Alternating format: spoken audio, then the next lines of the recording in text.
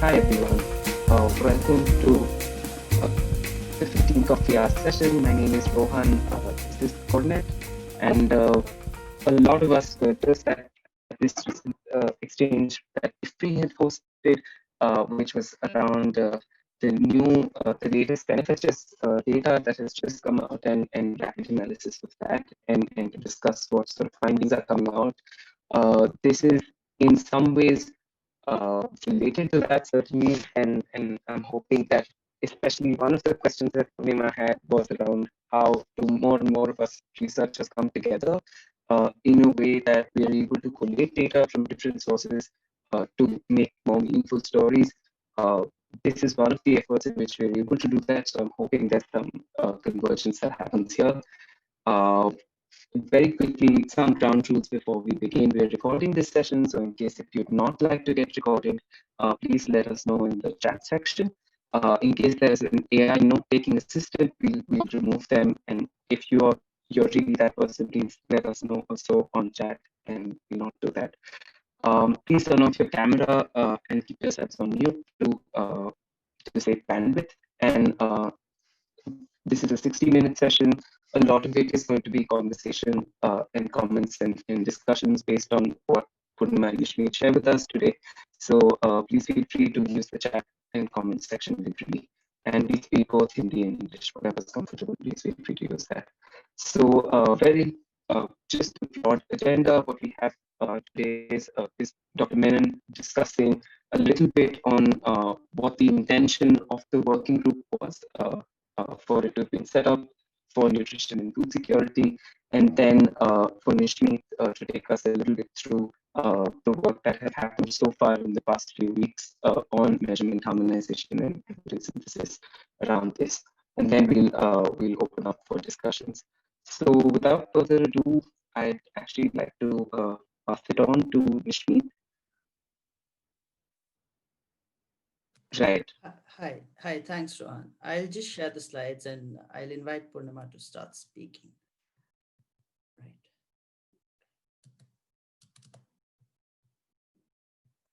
Okay, so are my slides visible? Is it fine? Yeah, they're visible, Nishmeet. Yeah. Sure. All right. So okay. Yeah, Purnima, sorry. Okay, all right, good. Should I get going? Yes, Purnima. Yeah, all right. Okay, great. Well, I do want to thank, I think I did see at least a few of you at the NFHS 5 nutrition sharing session that we had just earlier this afternoon. So, hopefully the why should we care about nutrition in the context of COVID, but even beyond, is not really an issue anymore. But in general, I think this particular working group, we intend to bring together researchers working on a whole range of cross-cutting themes, such as income, migration, safety nets, quality and coverage of health services, frontline workers, other determinants, etc., to kind of link with what we're calling the COVID-19 nutrition data strategy. And the reason for this is that the outcome of nutrition, even if you may not work on that or do research on that, many of the things people in the community are working on are really central to achieving the outcomes of improved nutrition for all. And so this is why we have this nutrition and food security group. We've prioritized in that nutrition and food security group a few key things for us to work on in probably what's now the medium term. But we really want to make sure that the broader CoreNet community knows about this group and what we're working on, so that if there are opportunities to connect and collaborate, we can do that. Next slide, Nishmeet. So one of the things that some of us in the nutrition world have done is to develop something which we're writing up for publication, but we have a set of slides available, is to actually think about what is the data that we think is going to be needed and needs to be prioritized in the context of COVID. And there's a lot of effort happening to ensure that nutrition itself is part of the COVID-19 response. But we I think believe quite strongly that data is going to be an important part of that. And so we want to be thoughtful about the data that can feed and connect with nutrition strategic actions. And so, our strategy within nutrition and the COVID data is to connect across nutrition partners to ensure that some key data needs that they may have are available to help the implementation community in nutrition and the policy community in nutrition understand the impact of COVID-19 and start to think about or act on what are emerging as key priorities. And so we've been doing some thinking on what is it we need to know, in what time frame, and how are we going to get there. Next slide. So we have a nutrition indicator framework that's been linked to the two-portion Abhiyan and which has been published. And it's sort of, again, the framework of indicators itself recognizes the multisectorality of nutrition and the range of different things that cause poor nutritional outcomes, as well as the kinds of policies and programs that relate to supporting nutrition. And so we've identified a sort of a broad range of a framework of indicators that covers not just what's on the bottom here, nutrition outcomes, but also known determinants of nutrition, as well as the indicators that are available on the coverage and evidence-based interventions for nutrition. And we've really built on this to develop the COVID-19 data prioritization for nutrition. Next slide. You can just go all the way to the end. Yeah, so in thinking about the data strategy, just as we think about nutrition, we try to think about what has happened because of COVID, both the direct and the indirect impacts. And I think at this point in time, several months after we started working on all of this, we know that the indirect impacts are and remain substantial, but that each of those indirect impacts has a pathway to how it affects nutrition, and that the data, in a sense, needs to be available on that pathway, right? So if you think about the impact of lockdown and social distancing, that has impacts on, we know it had impacts on income migration and on access to school meals. We know that changes to health and nutrition programs had big impacts on the coverage of health and nutrition programs.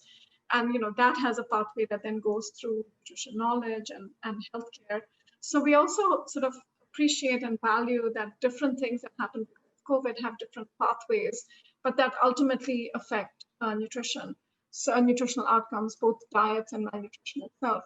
So now one of the things that we did was within this framework, we said, what is happening now and what's happening in the short, medium and long term, and what is it that we should probably focus in on, because this is a lot of data to keep track of. And of course, different people are working more actively on tracking different parts of this. So we said, as a working group, what should we focus on? And so we decided that food security, healthcare, food security, coverage of health and nutrition programs. So that's here and here. And the use of access to social safety net programs, because that also affects food security and diets very prominently. So we said, we were going to prioritize these two for the work of the, this particular working group. Next slide.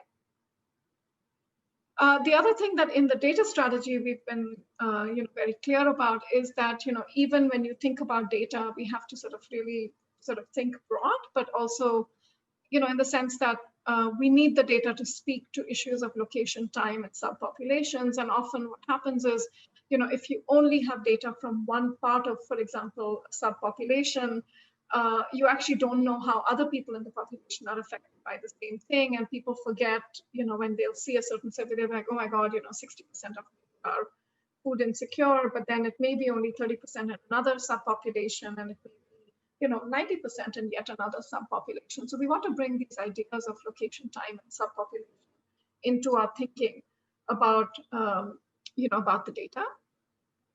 Next slide, Nishmeet.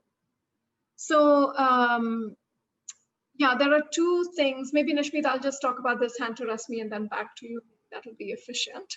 So on the nutrition and food security working group, we've decided to do two pieces of work. One is, as I mentioned, we prioritize these two areas of work: food safety and the reach of food safety, food and nutrition safety nets, and then the state of health and nutrition service delivery and the coverage of interventions.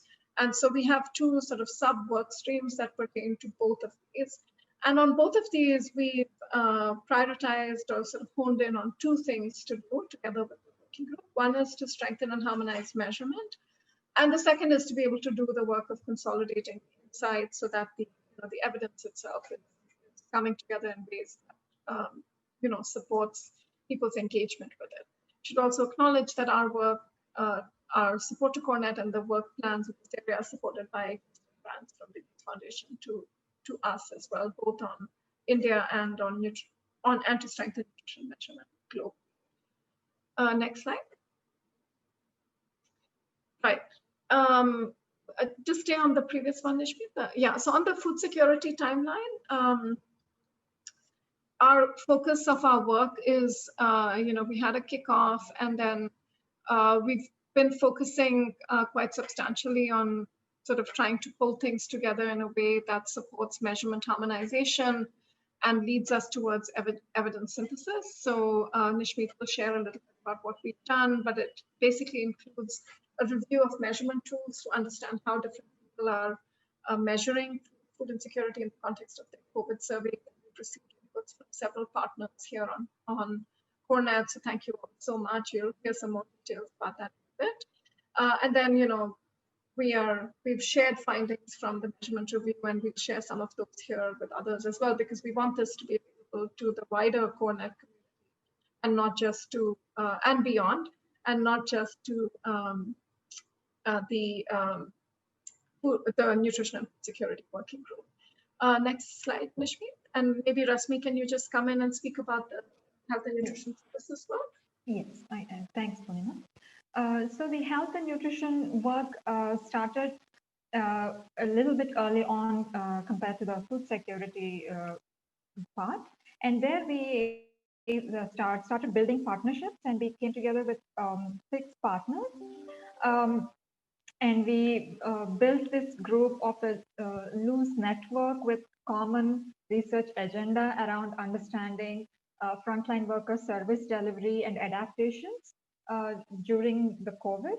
And in doing so, our goal was to harmonize the measurement across multiple states using a similar instrument to measure service delivery across multiple states. And we have done this in this study in 7 states, in 71 districts, interviewed around 5,500 frontline workers. And we have, the second part of it is actually consolidating and synthesizing findings, which also we have progressed quite a bit on that, and we have shared the findings back with individual states. Currently, we are in the process of preparing manuscripts for publication. So we are well along the path on this particular work stream. Thanks, and hand it over back to you. Great, thanks, Rasmi. So Nishmeet, I think the next slide on is for you. Yes, all right. Yeah. Okay, so Nishmeet is going to give us an update of the work that we've been doing on measuring food security measurement in the context of measuring food security in the context of COVID-19. It's a review of measurement tools and adaptations to remote data collection methods. And we really hope that at the end of seeing that, you will be, inspired to think about using harmonized tools. So I'll be very transparent about that. Okay, over to you, Nishmeet. Thanks. Thanks, Purnima. Yeah. So measuring food security again, just to put things in place, food security has been on the agenda of policymakers and has been historically on the agenda. So why basically does measurement matter, right? So what we think and what researchers in the community think that, it of course measurement influences prioritization among various food security interventions. And also one of the ways in which we can advance measurement of food security is using a standardized core survey for regular and repeated household and individual level monitoring. What that does, it basically helps us track evolution of multiple food security indicators and rigorous monitor and evaluate impacts of various policy and project interventions. So that's why probably measurement matters, because it makes easier to track, multiple indicators towards, better advancement in understanding of food security. So there have been there are available several validated tools to measure food security, and among them the most popular of course is the FIES, which focuses more on, the behavioral aspects of food security, whether it's uncertainties or anxieties regarding food access or quality of diets and quantity. And then you have like a couple of tools from the USAID, which again focuses on similar things, but behavioral aspects of food security, but also tries to quantify hunger. So it has like a household hunger scale. And moving on from there, if you see, there are other tools, say for example, like the coping strategies index by the WFP team, that focuses more on how people cope up with, with food insecurity. What are the responses, what are the various ways in which, people try and handle food security. So yeah, so there are these various tools that have been validated to measure food security, and they capture like a multitude of dimensions. Like I said, right, FIES tries and captures uncertainty and anxiety. There are tools, again, among these tools, there are a variety of things based on what researchers are looking for and trying to capture in their surveys. These tools can be adapted, and researchers have adapted these tools to broadly answer questions that they are looking to, looking for in the context of food security.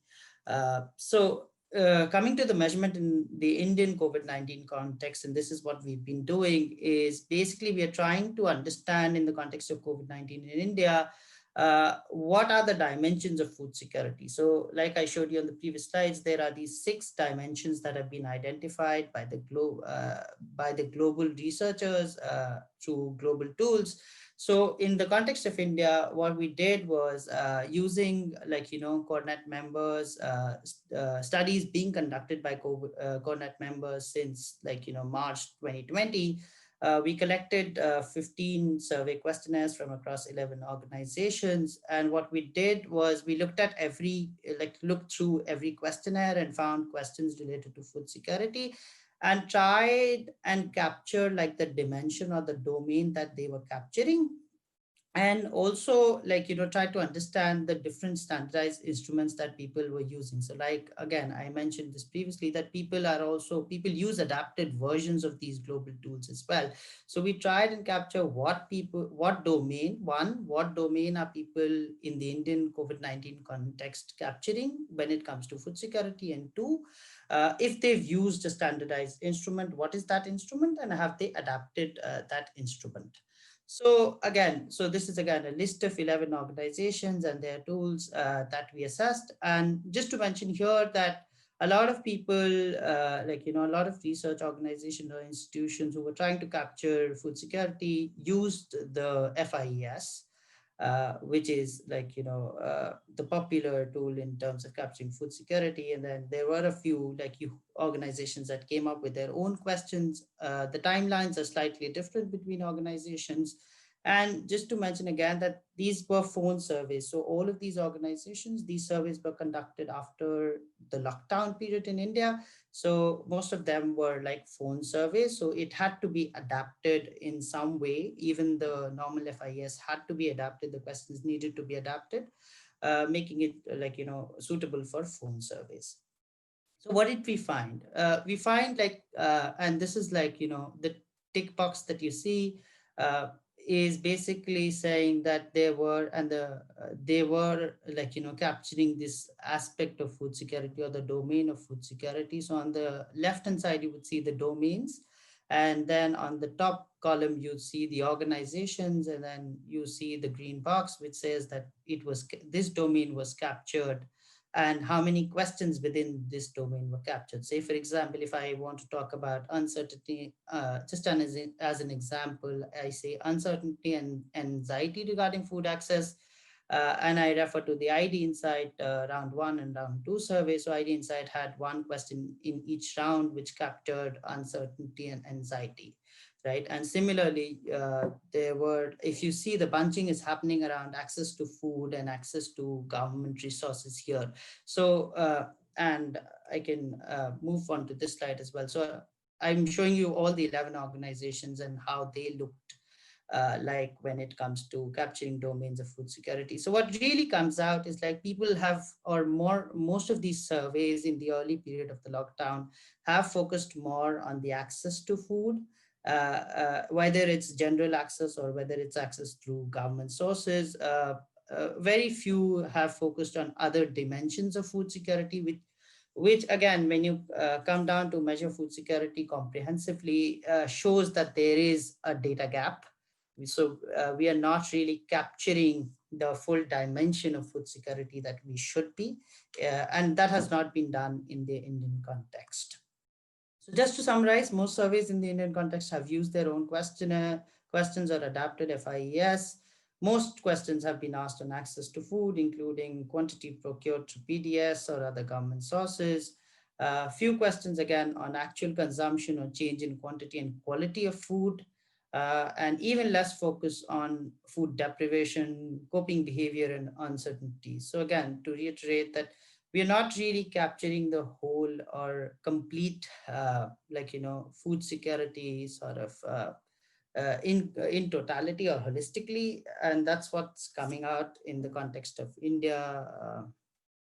And yeah, so from this, basically, we would move on to why do you why we rationalize, what is the rationale for basically measurement harmonization. So I'm showing you this graph. Basically, this shows that this is preliminary work on evidence for lack of access to food. So what I'm showing you here is what we are doing is we are collecting reports that came out from organizations who were doing surveys. So these are findings basically on lack of access to food across different geographies and time periods. Like Purnima mentioned, she laid out like that framework.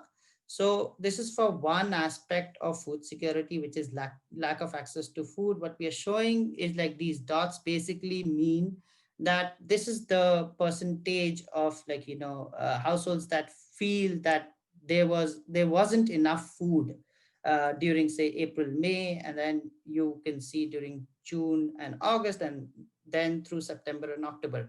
So what we're saying is like you get this evidence, but the real picture is there is so much diversity in terms of measurement. And I'm again showing you the questions, say, even in the context of lack of access to food, people have asked in the last 30 days, did any member of your household ever go to sleep without eating? Then the other organization has asked, like, in your household, is your household consuming the same amount of food as before the lockdown? And similarly, right, the time periods also differ. So it makes it really difficult for us to really say one thing about lack of access to food, given the diversity in measurement and how questions are being asked, right? So that's the rationale for measurement harmonization. And then moving towards measurement harmonization, the objective was to harmonize and develop a set of core questions on food security that covers most of the aspects that have come out from the global study. We want researchers to discuss discuss and come together to have a set of questions that all of us can use together to measure food security, and then we can test these set of questions and then implement that in upcoming research. And what that would do is it would generate estimates that can be used by everyone, right? And we can rigorously monitor and evaluate impacts of various policies together, right? So it will be more like a standardized measurement, right? Okay, and so just quickly going to adaptations of food security measurement in the context of COVID-19, people have adapted several organizations. This is an example from the ID Insight survey, where in the actual coping strategy instrument, questions were asked on, like, this is a coping behavior question. So how these questions are adapted. And then again, similarly, in the original FIES, people asked for during the last 12 months, but the adaptation in the context of COVID-19 happened because the recall periods. One thing that's coming out from the research is that the recall periods have to be shorter when you conduct phone surveys than actual surveys. So again, the ID Insight survey adapted to that and asked about last week rather than the last 12 months. So these are the kind of adaptations that have been happening in the context of COVID-19. And also the FIS has a version of the COVID-19 tool, which is slightly different from the original standardized FIS that has been validated, which is called the FIS COVID-19 adapted for phone surveys. And this came out in September 2020. So what they did was they actually, rather than using the original FIS, they said we'll ask specifically about whether food security was due to COVID-19 crisis or not. And this tool hasn't been tested yet in the field. So we will want to test this as well. And also we invite researchers to help us test this survey so that we know what's working in terms of measurement of food security. So this is what we came up with finally during the measurement exercise. And this is like a proposed set of questions. Again, this is just the first set of questions that we think people should ask in the context of COVID-19. It has questions from the FIES. It also has a question on the coping strategy, and then there is a question on access to government relief or access to food in general. So it covers all the key domains. These set of 6 questions covers the key domain that came out from the global study. And also, it's an adapted version for COVID-19. So if we are to, and we would invite discussions on this, right? I can come back to this slide again. So if all of us, come together and start asking these questions, these similar set of questions, we can have again a much more standardized evidence which will be easy to measure, interpret, and again that'll help us also help us reach out to policymakers and increase the research uptake. Yeah, as next steps, I just finish. The idea is to understand how researchers here have adapted questions on food security across different rounds. So looking forward to hear from all of you. What have you been doing? If you've asked questions on food security, have you adapted questions? And then understand the willingness to validate or test this set of questions that I showed, and also understand the willingness to contribute to the evidence synthesis work. We are at this point collecting information on findings related to food security. So we also invite people to come work with us, share your results, help us synthesize evidence on food security within the framework, so that all of us together can put forward that step of where food security comes out is measured in a similar way, so that there is more uptake of research.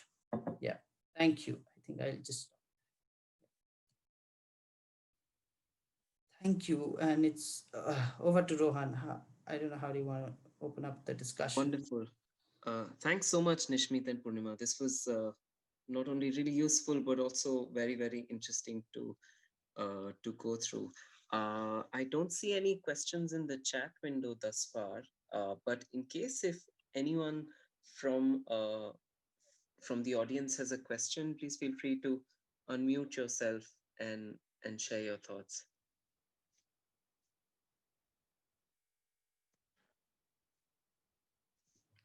Hi there, can I jump in? This is Shruti. Yes, please, Shruti.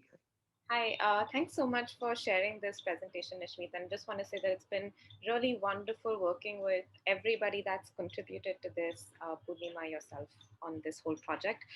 My question to you is kind of on research that's coming up.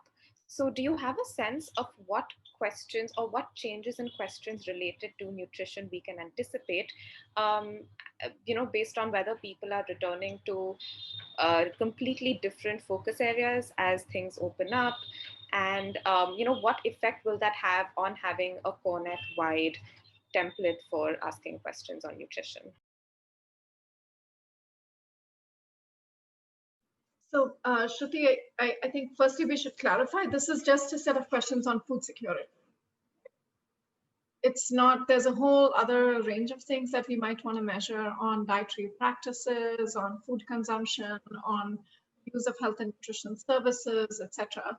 So, the measurement of food security or food insecurity as this captures, other than suggesting that maybe we don't need, the FIES adapted to COVID is not necessarily what we would recommend, right? I mean, we want to know about food insecurity or food security in a time frame that's relevant to the question.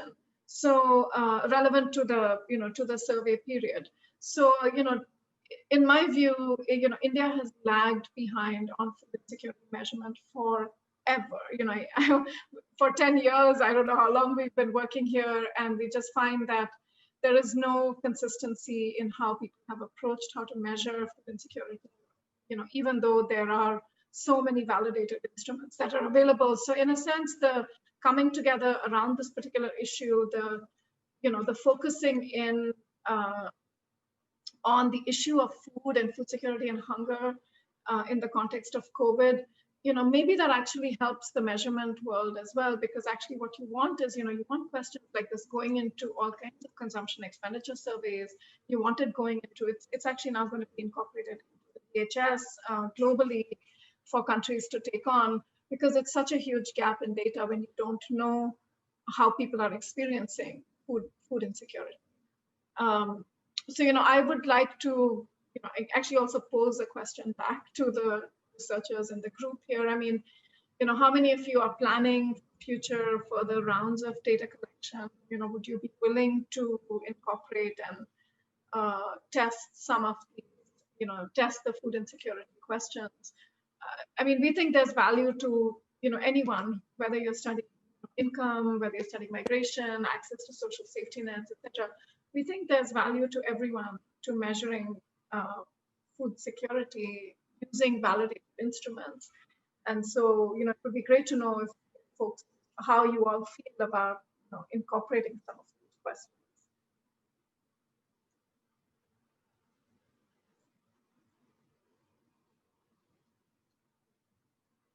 Namrata has a question, Nishmeet. We don't have a report, right? But I think we have like a Excel kind of a sheet. Maybe can you respond to that on the measurement review? Sure. So yeah, Namrata. So we don't actually have a report or document, but we have an Excel which we used, which is a document that we used to compile these results. So if you want to, we can share that Excel also with you if that's useful. Great, thank you. No problem. Thank you. Perhaps just circling back to Purnima's question, if you could have maybe some round of sharing from the audience, if you'd like to share what studies you're undertaking presently, and if there's a way in which you think what we heard today, or there would be a potential to absorb questions in food security. If there's any sort of thoughts around that, they'd be great to hear. Hi, this is Damini from Bihara. We were a part of the working group as well, and currently we're undertaking the second sprint of our COVID study, which spans across different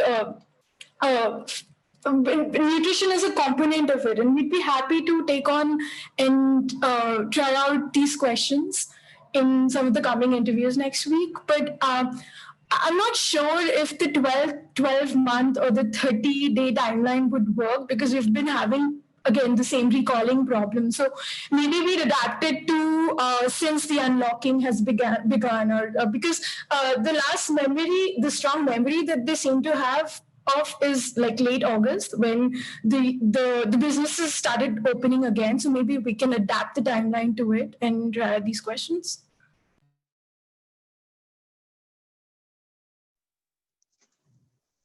Thanks. Yeah, Thanks for that. yeah, Any thoughts on thanks. that, Nishmeet? Yeah, Damini, we're open to sort of adaptation, right? This is just a first set that we proposed based on what the FIES recommends. But of course, it is open to adaptation, and we'd be happy to adapt. And if you're willing to test, that'll be more than useful, right? So maybe we can connect, right, and discuss the next steps there, right? That'll be useful. Thank you. Yeah, and I think that ID Insight had also done some adaptations, right, to the phone-based FIES. If you also want details on that, that would be that is available, and it's available. You can see those adaptations in there. I just want to say one thing around the adaptations is that if especially when you're using validated tools that have gone through a lot of work, and I mean the food security measure experiences scale, I think is based on, maybe Rasmi, you have some history of this also, probably based on about 15 to 20 years of work that led to that particular scale. And so, when it's gone through multiple contexts, cognitive testing, piloting, beyond piloting, sort of used in large scale surveys, et cetera, et cetera. So I think when we are thinking about adaptation in this context, we need to think about, what does that adaptation look like? And, is it likely to change the meaning of the question that is being asked? Is it primarily, are we adapting it? The adaptation, I think, primarily should be for the measurement mode and not necessarily from a conceptual, in a way that changes the conceptual underpinnings of what that question is.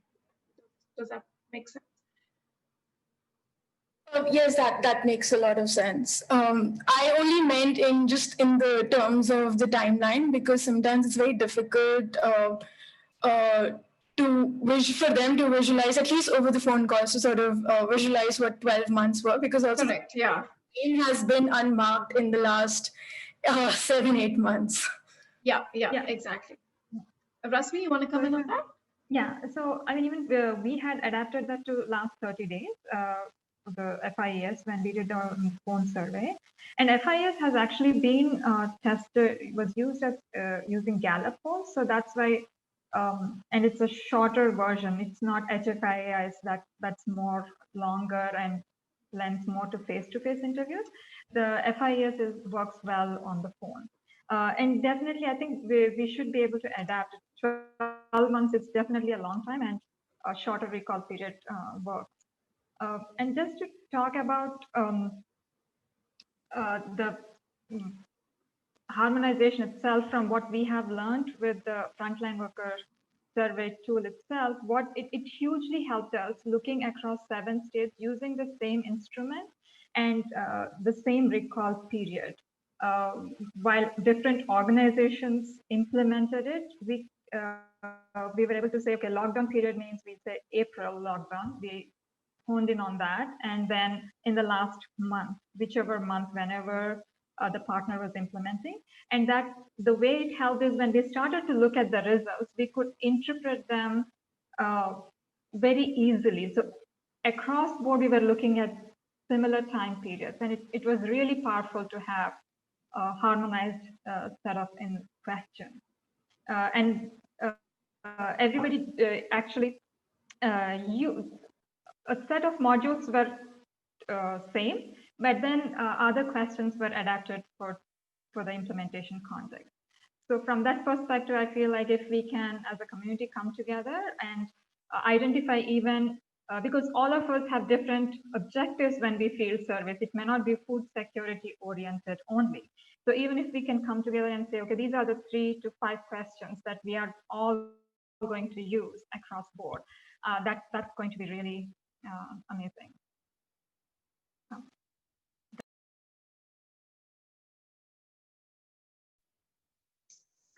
Great. Thanks for that, Rasmi and Purnima. I see you've also shared some links for us to go through what Gallup is about, so that'd be really useful.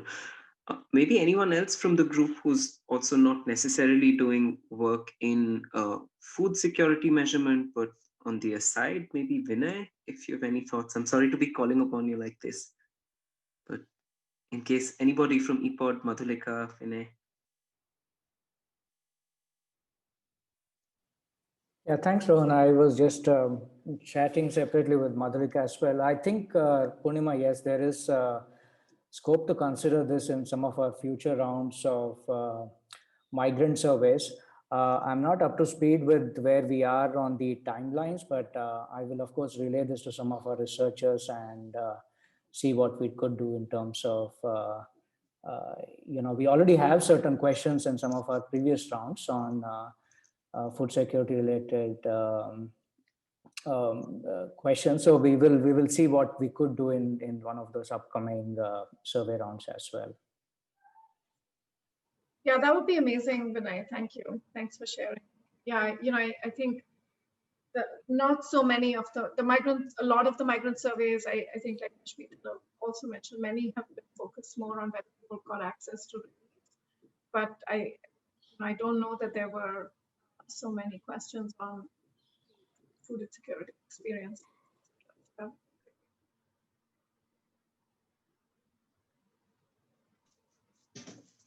Great. Anyone else from the group?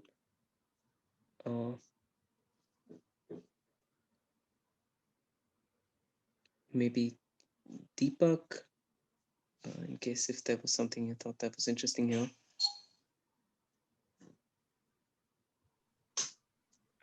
No, there's a bit far-fetched from my. I had one, like what Vinay mentioned about our plans in India. I also work in Nepal quite a bit, and I was recently working with the UNICEF data. So they have a panel of surveys that they've been doing in Nepal. Every 3 months, they've been following the same set of households, and there they had some interesting questions on food security, where they also ask about whether their child had to go out, to help them get a meal on their table.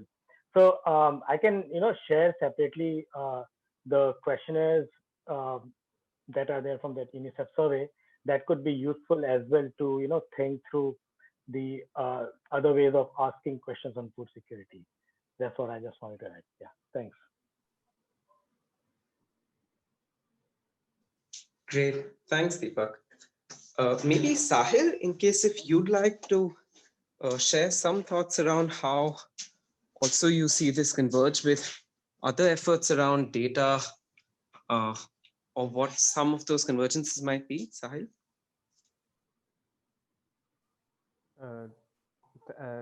Thanks, Rohan. This is very interesting to see how things have, how different surveys across multiple organizations have been have been analyzed and put together, and there are variations obviously because of the study design and how things have moved on. But I think it's a really interesting way, and maybe a starting point on co-designing studies, and I am really excited about it. Great. So maybe what we do is also in the coming year think about how, especially with this group, we have more conversations with you, Sahil, to think about what potential points of convergences might be around data as well. Does that sound good? Sounds really good. Yeah.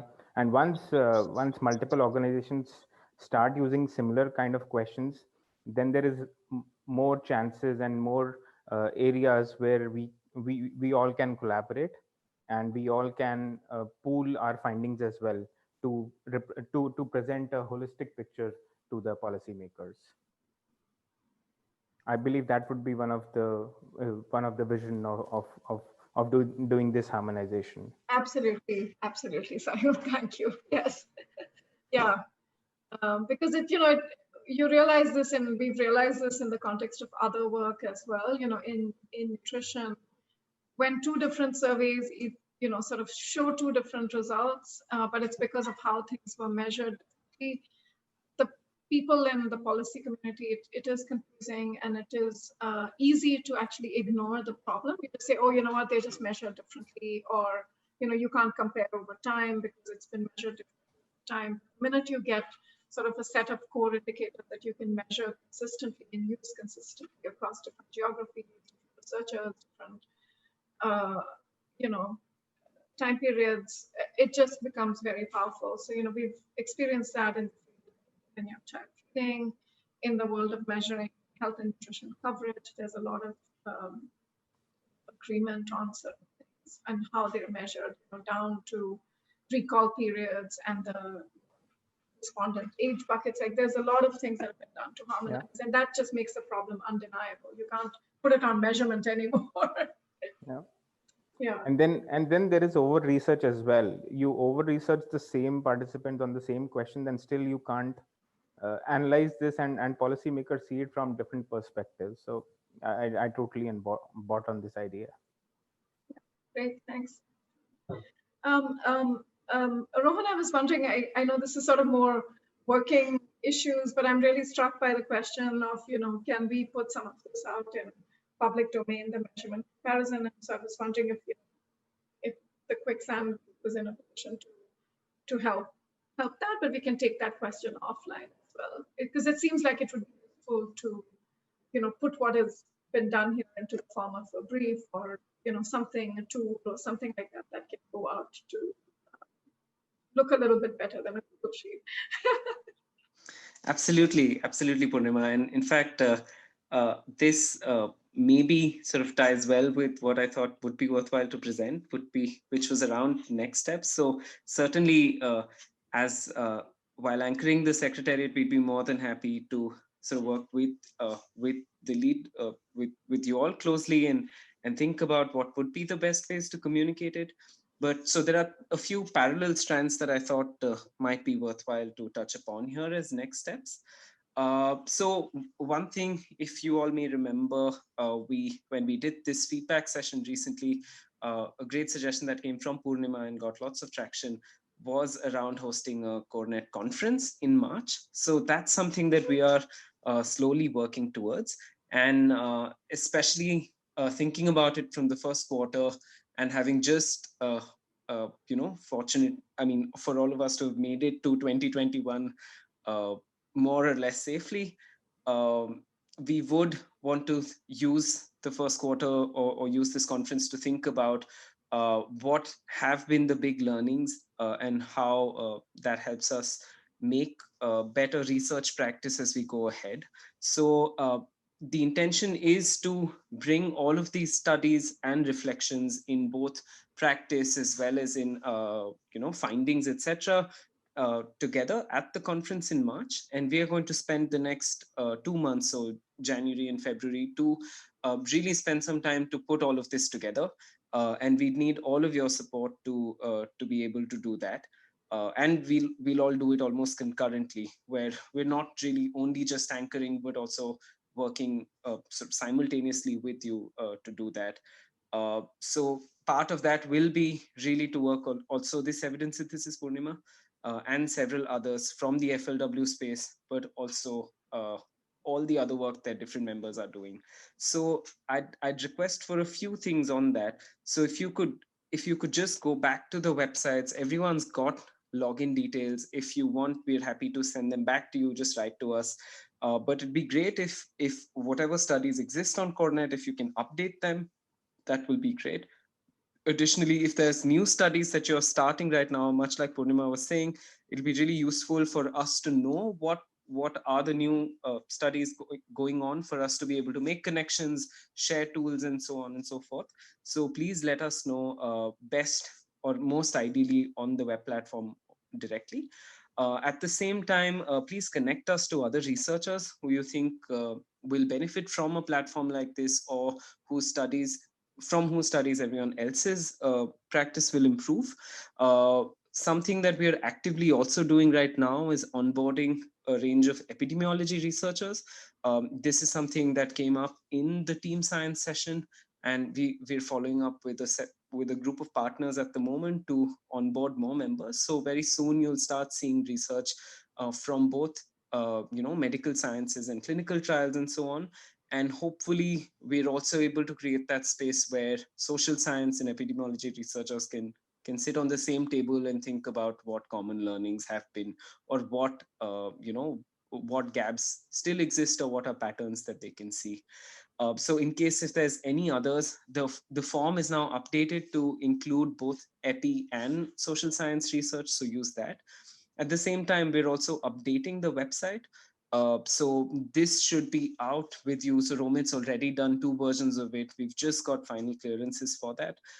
So very soon you'll have the new website, which will be far more search friendly, but also more attractive, more sort of updated features that will be on it. So as in how the research outputs get generated, you'll be able to see and engage with them much more frequently. And finally, yeah, if, as Nishmeet said, if you think you'd want to contribute to being part of research synthesis on nutrition or any other topics, if you'd want to work with other members, please reach out to us and we'll connect you to them. And we'd like for all of us to work more closely in the coming 2 months as we prep together for this conference. So that's broadly it from my end. If there's anything else, maybe I will request Purnima and Nishmeet to add first and then give you a final vote of thanks.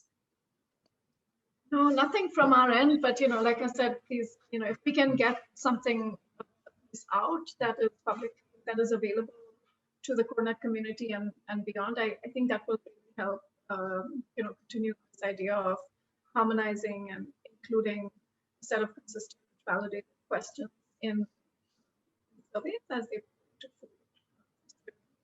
So I just want to, encourage everyone, either, as you're thinking forward to your rounds of data collection and such.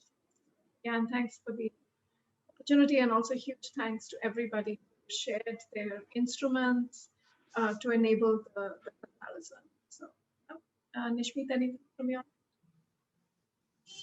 No, thank you, Purnima. I think just a thank for everybody who contributed to this work by sharing their instruments, and also to the team, CoreNet team as well, who helped us coming together and working on this. And I'm really looking forward to work with more people, in terms of the evidence synthesis work. People, if you have if you know of researchers who've done research on food, anything related to food, even a single question on food, and they have reports out, do share that with us. What that will do is help us make the picture of evidence more holistic, and will present research, more comprehensive research, will make more comprehensive research possible. Yeah, thank you so much. All right. Thanks so much, Purnima and Nishmi, to everyone from the IFPRI team who's worked with us on this. And finally, thank you to all. I think this is indeed the last coffee hour for this year. We've had several points of interaction over the year. It's been a difficult one for all of us, but thank you. I was just thinking to myself how incredible it is to be in the company of all of you, to learn so much from all of you, and to see you just be at this so relentlessly in the quest and curiosity of just knowing more and making that more effective. So a big thank you to all of you for being part of this effort and working with us. So thank you. Great. Thanks all.